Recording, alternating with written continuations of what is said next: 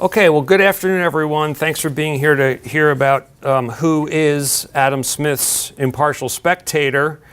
This is joint work with Eric Madsen and Colin Duran, who got their PhDs here. I think many of you know them. I want to begin with one of the passages from the handout, the famous Pinky earthquake discussion, in which Smith goes through actually two separate thought experiments. One is passive, one is active, notices a difference, and asks, where does the difference come from? So you can look here.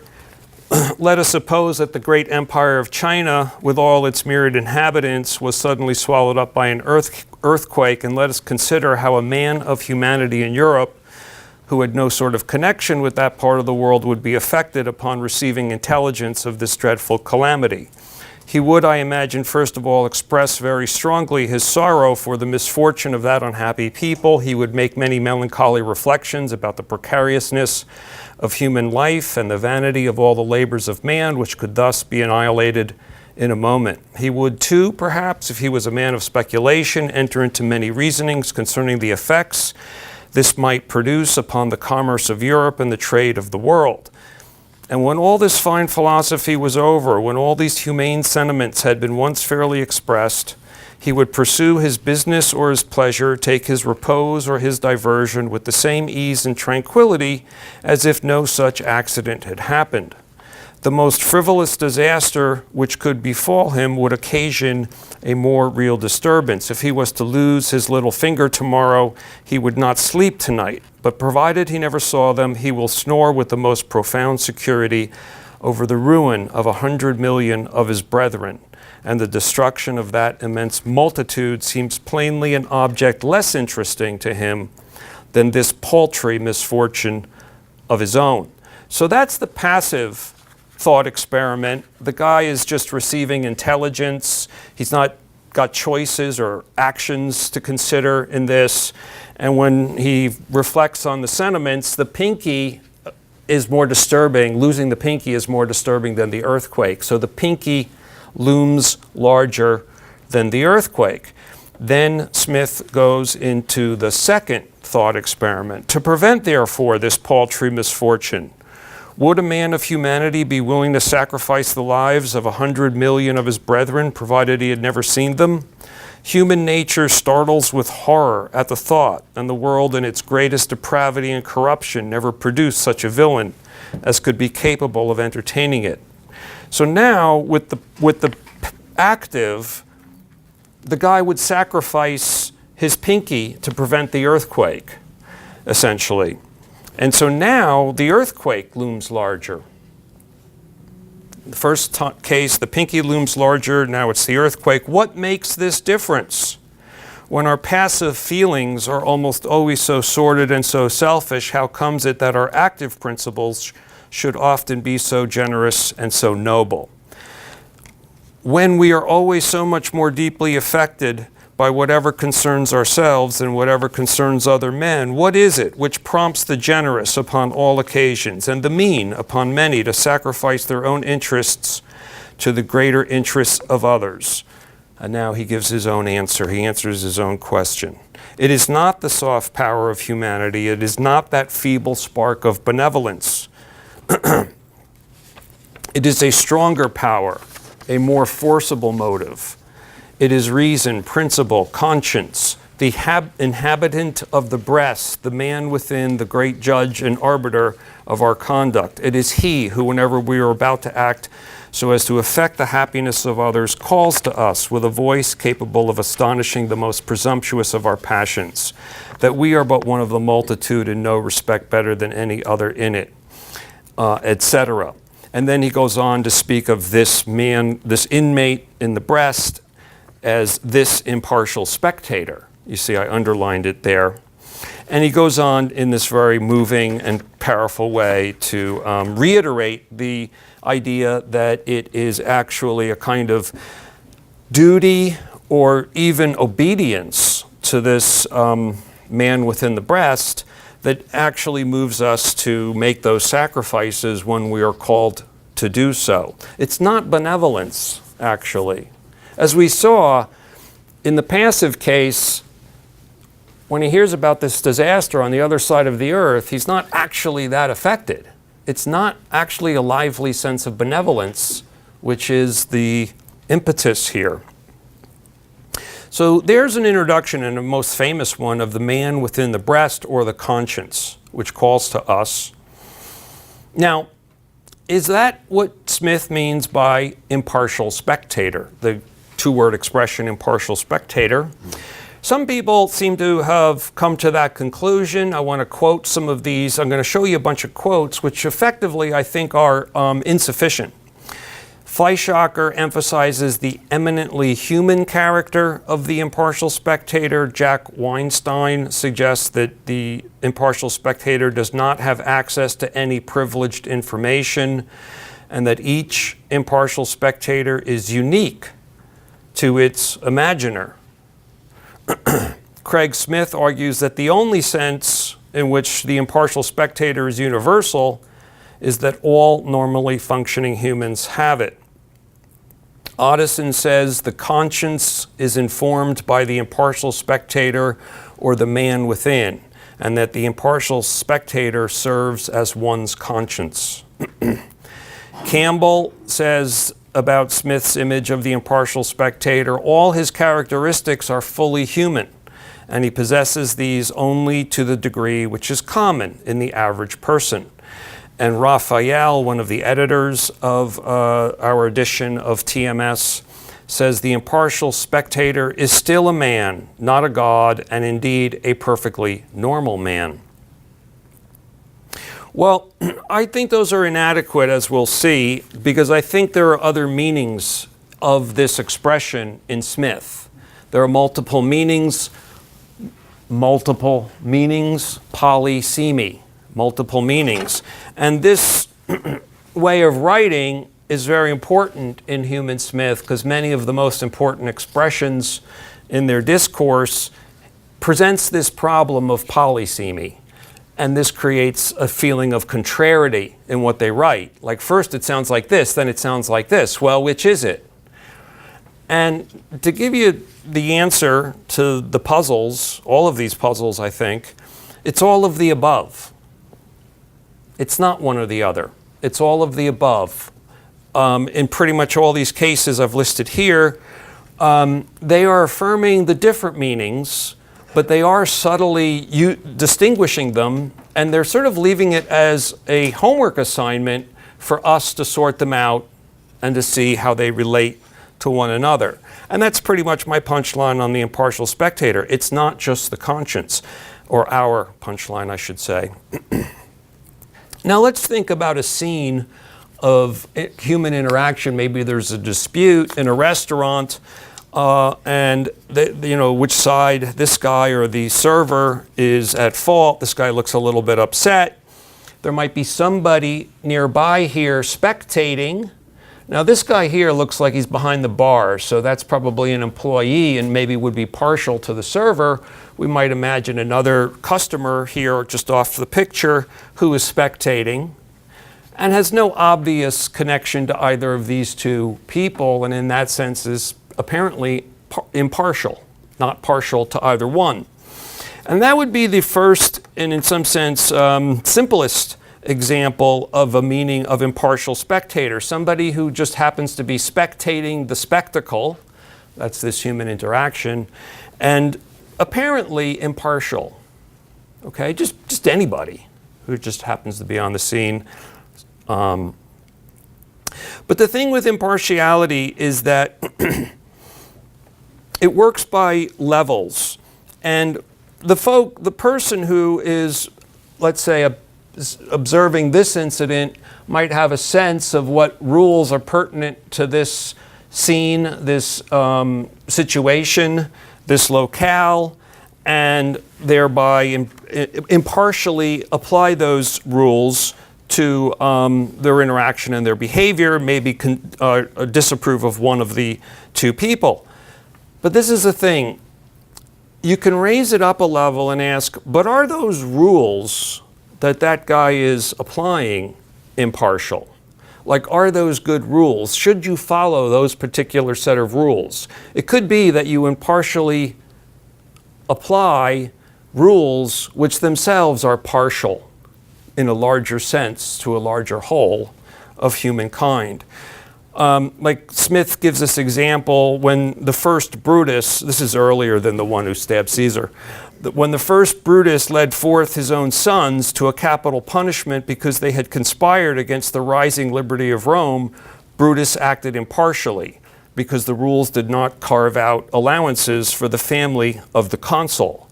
But had the rules been different, he could have done differently, and he could have spared his sons under those other rules.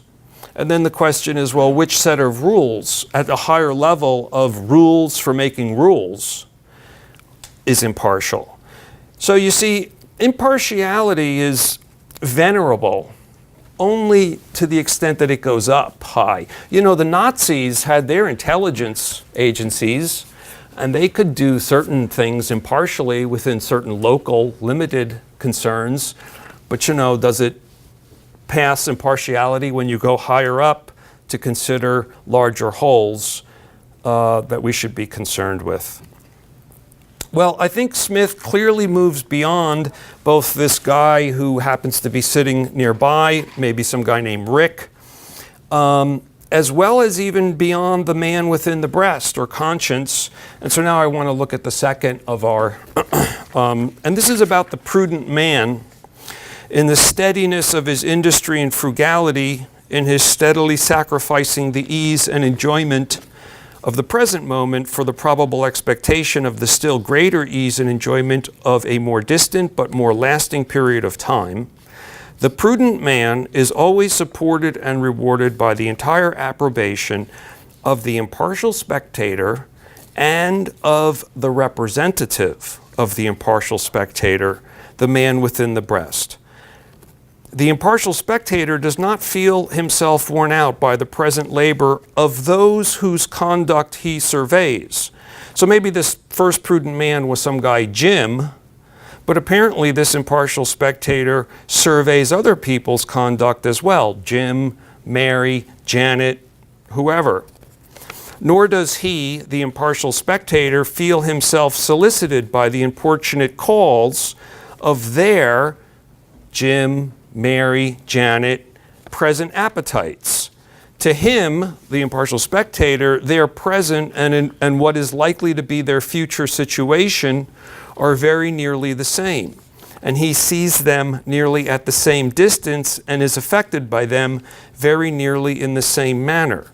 He knows, however, that to the persons principally concerned, Jim, Mary, Janet, they are very far from being the same, and that they, their present and future situations, naturally affect them, Jim, Mary, Janet, in a very different manner. He cannot therefore but approve and even applaud that proper exertion of self-command which enables them to act as if their present and their future situation affected them nearly in the same manner in which they affect him. So this is a passage that came in the final 1790 edition, and you know, he died a few months later, where I think he's quite consciously and clearly distinguishing between the man within the breast and some more universal, super knowledgeable being.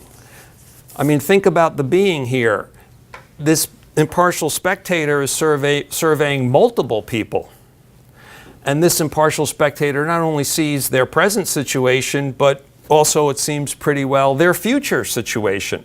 Like, who is this guy? I mean, is this everybody's father? I mean, who is this person who knows all of this and is so attentive and is not worn out? I mean, even my best friends are worn out by my importunate calls, right? They stop replying to my emails. I mean, and those are my best friends. So, I mean, who is this guy?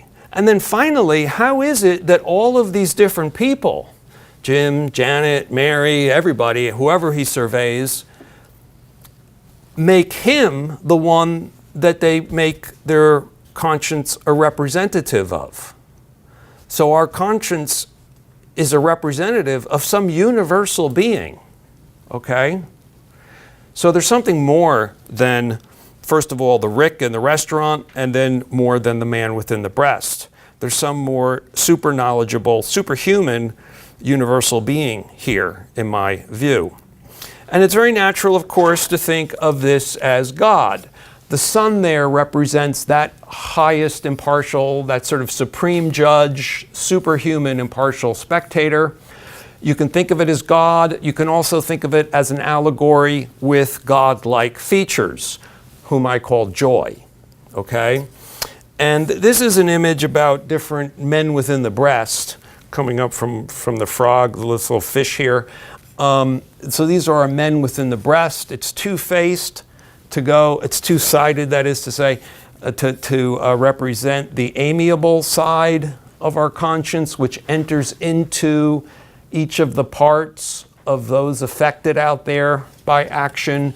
So this amiable side, which he does gender, by the way, and there's a woman's face here, enters into this part and enters into this part to understand their situation and hence evoke the proper sentiments. But then when it's time to judge and act, turns away from any one of the parts and has to think about the whole and what's good for the whole. Okay, and so that's the other side, the respectable virtues. And the idea here is we hope an upward progression in sort of a stairway, it's kind of like a stairway to heaven, a stairway of wisdom and virtue. We hope kind of more aligned with what joy or God approves of. Okay, that's essentially the logic here. John, by the way, made this wonderful picture for me. That's our John. This is a different picture. I should have asked John to do this one. This one's actually subtler, and the man within the breast is not in this picture. Here's our Rick 1 at the restaurant. This is like a real human being, just some incidental bystander person, Rick 1. And then the idea here is that we grow to respect some people's judgments more, going up to our top exemplar, real person, Rick 9. So this, this might be Milton Friedman, this might be Adam Smith, and so on. And then, given one of the levels that you're considering, this measures intelligence about that matter at hand. But then this, in some sense, transcends or covers, traverses the different levels and measures how beneficial the action is towards larger wholes. As you go up to larger wholes, ultimately to basically all living creatures, but I think with a special emphasis on humankind, including future generations. And so there are different human beings, real people, and these might be called impartial spectators by Smith. This is just an example of something you could put in here, kind of a superhero like the shadow who knows what evil lurks in the hearts of men. The shadow knows. And maybe lack some of the other divine qualities that joy or God has. This is our characterizations of this divine supreme judge. That's all we have, our characterizations. And then this is the concept of the supreme judge with the supreme knowledge, with benevolence towards the largest whole. Okay? So all of these could be called impartial spectators, and this is like an ascending, as I say, an ascending stairwell of wisdom and virtue. We'll come back to that picture. Now a little bit about joy as opposed to God. What are some of the facets of theism, okay, or of God? Universal benevolence. That's a benevolence towards the whole, the greatest whole. Let's just say humankind, including future generations. That goes for joy too. So joy has to have that, just as God does. Now another common feature of God is divine providence. The idea that God created the cosmos. I don't think that's strictly necessary, actually. I don't think you have to believe in that to make the allegory work. Another thing is beholding and seeing our action. That's important, and there's two kind of different sorts of assumptions. One is that God is actually present, and God's sentiments are actually felt, and in some sense communicated to us and experienced by us as individuals. Perhaps a theist could also say that God's presence and sentiments are not actually felt or experienced, but they're nonetheless supposed to exist, and we imagine what they are, and then we feel them through that kind of, again, characterization, the one in quotation marks, of God. I think we need this, at least this, certainly, for joy. And then another feature of God is the idea of an afterlife or eternity in which justice is completed, kind of a divine justice. I don't think that this is strictly needed for joy or the allegory, although I do think ideas of eternity do actually end up playing a role in the allegory of joy. So the point here is just that I think Smith's system works both as theism and as allegory that's theism-like. But it's a little bit theism light, okay? This allegorical being is like God in some of these important respects, but I don't think it has to go full bore to work. And I think he was very conscious of that. And I don't think he made it clear, like, where he comes down on this issue. Like, we really don't know. He was super private about this, and it's still debated, and he's very mysterious and esoteric about these matters. Anyway. Now I want to digress just a little bit about the sort of transcending of this common distinction. Sometimes people make this distinction in talking ethics, like this is doing what's right, rules for right behavior, duties, deons, okay, codes for good conduct, versus thinking about the consequences of conduct and kind of trying to understand the different consequences and then evaluating action based on that set of consequences which follow. So these are sometimes seen as two different approaches, two different orientations in ethics. And I want to suggest that in Smith and Hume and others, this kind of a false distinction in a way, and that they are actually presupposed to correspond. You can think of this as a presupposition of a correspondence between two goods. First, good conduct, okay, which you might associate with these words here, kind of like doing the right thing, like following the right rule, the true duty, the true deon, versus the good of the whole, okay? The action that most benefits society, or what serves beneficialness, or what serves that universal benevolence. And the point here is that I think Smith is quite conscious about a kind of assumption, if you like, that these two things are made to correspond. They're worked out together and in conjunction with each other. They're not two different approaches that give two different answers. They're one approach that you have to work out together. So a correspondence between the two goods, good conduct and good for the whole.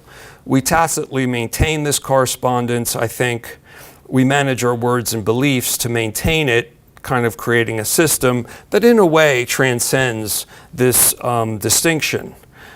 Now this is, who is this, right? Who is this? Peter Parker and Uncle Ben. So Uncle Ben would be like a Rick 9 to Peter, and you look to your exemplars for both of the two goods, both their approval and disapproval for your action, and you kind of try to see the rules for that, the rules for action reflected in their approval and disapproval. So that's the deontology. But then also their judgments and understandings and maybe teachings about how it conduces to the good of the whole, or how it serves universal benevolence. So you see, you need the exemplar to do both sides of that ethics. And so he says, with great power comes great responsibility, a wonderful thing, a really important moment in movie history. And that's a responsibility, not only to sort of be a good boy and follow rules, but actually to, do good, right? To serve the good of the whole. And here's another famous movie fellow with his exemplar. This, of course, is Simba, looking at the ghost now of his father, Mufasa. So again, this would be like a Rick 9 to him. And just like I think for all of us, our parents, I hope for all of us, our parents are like a Rick, well, at least like a Rick 5, maybe. But that's very important to see how it is that morals are taught and maintained and promulgated, and how civilization coheres, right? And the ghost of Mufasa says, look inside yourself, you are more than what you have become. Because, he's been running around sort of goofing off. Makuna Tintada or whatever it is. Remember who you are. Remember. So the way you dissolve these things is with spirals. And so the point here is that these rules for good conduct are understood. I mean, we're constantly working on these, and we have an understanding, and we have an understanding of the beneficialness. This is the consequentialism, the beneficialness of that conduct. And in this process, we develop our ideas about the good of the whole and what conduces to the good of the whole, and that then informs our sense of the proper rules for conduct. And that informs this. And they're actually mutually constitutive because, to some extent, because, these ways of being become part of what is enjoyed and good, right? And proper, the whole importance of the properness of conduct in Smith as actually something that is important to us, like the fact that the watch doesn't run 5 minutes late. And another thing about it, this picture, is that you think of the spiral as winding upward from the screen. So kind of an upward progression to correspond with that stairway of wisdom and virtue. So I use this expression, the holiness of the whole, to reflect this idea of sort of our duties to serve the good of the whole. By the way, that word whole up there took the W only in the 15th century.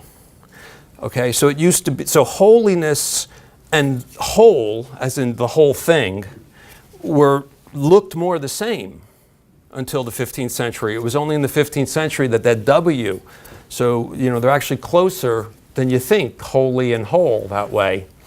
And as for God, in the, as my daughter can testify here, God in Swedish means good. And the word for God is, say it for us. Good. Yeah, sounds like good, right? Good and plenty, God in plenty, right?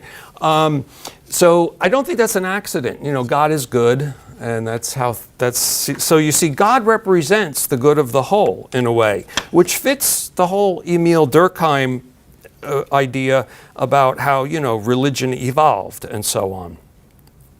Where the God thing was when the group came together and everybody was concerned, with common activity and so on. So I just want to reiterate that the beneficialness that we talked about does not imply a lively feeling of benevolence. It is God or joy who is universally benevolent, and we shouldn't pretend that we are. Okay, people say, oh, I really care about the poor, or no, but I really care. They don't really care, but I really care. I'm not sure any of us really care the way God cares. Okay, it's more like Smith said with the pinky and the earthquake. I will probably sleep worse knowing that my pinky's going to get cut off tomorrow. That's like, in some sense, what I really care about. But what else do I really care about? I really care about the approval of the man within the breast. And so what you need to persuade people of is not that you really have a lively sense of benevolence towards all these people, but that you're really scrupulous about your responsibilities and your understandings of the two goods, and that you're ready to really explain and justify that, because that reflects you're really caring about the approval or disapproval of these different impartial spectators, both the man within the breast and the supreme impartial spectator. Everything that rises must converge. That's the title of a short story. Some of you may know. I've never read it, actually. But this comes back to this. And so we don't have the man within the breast in this picture. But again, it's about, the point here is really just like we should be kind of candid enough about ourselves that it's about the approval of these judges that we really care about. And we want to be responsible in making those judges aligned with the good of the whole. And again, this is just a characterization of the supreme judge. Each person falls back on a supposition that their own characterization would be aligned with an even higher and better characterization, well enough to proceed with their current characterization, okay? So it's sort of a supposition of coherence in your own selfhood, of being on a path towards improvement and of greater wisdom, of going up rather than being flat or even perhaps going down. So Smith describes someone who he sort of supposes is on that path. It is the slow, gradual, and progressive work of the great demigod within the breast. Every day some feature is improved. Every day some blemish is corrected. So you kind of have this relationship with your man within the breast, and you are constantly trying to have this upward vitality in life. Now, this is a matter that's treated in the paper. I won't go into great detail. But Smith very often speaks of the man within the breast as the SUPPOSED, impartial spectator. And there's been some debate about how to pronounce that word. There are two pronunciations. One is supposed, like posited, and the other is supposed, kind of like, yeah, so you say. And I won't go into it, but I think our analysis supports that this is the way to think about it, and therefore that when Smith talks about the man within the breast as the supposed impartial spectator, he's saying it's not necessarily a good representative. Remember he said the man within the breast is the representative? Well, you know, we have a lot of representatives in Washington over here. They're not necessarily good representatives, right? I mean, people can have very bad representatives of joy God. And that's why he says supposed. And I think he shows this in his discussion of self-deceit, where, I won't go through this, but if you parse it carefully, I think what you see is this man within the breast can be quite unreliable or gullible or misleading, which suggests that it's not being a very good representative of God joy.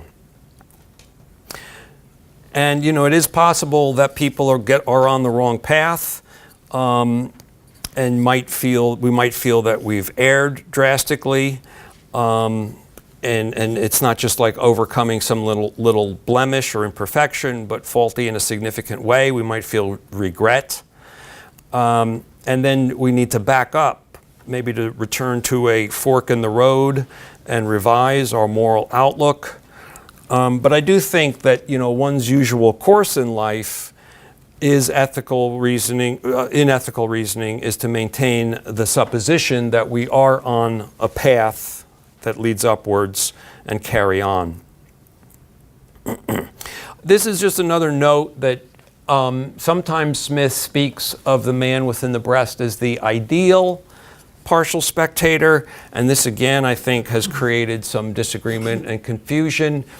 It's important to see that he does so when he contrasts it with the real, and if you go back to Samuel Johnson's dictionary, you see that this here at that time just simply means ideational, imagined, okay, not tangible, not real. Okay, so he didn't mean ideal in the sense that the man within the breast is an ideal supreme judge. No. Okay. So just to wrap up, we have many meanings here of impartial spectator.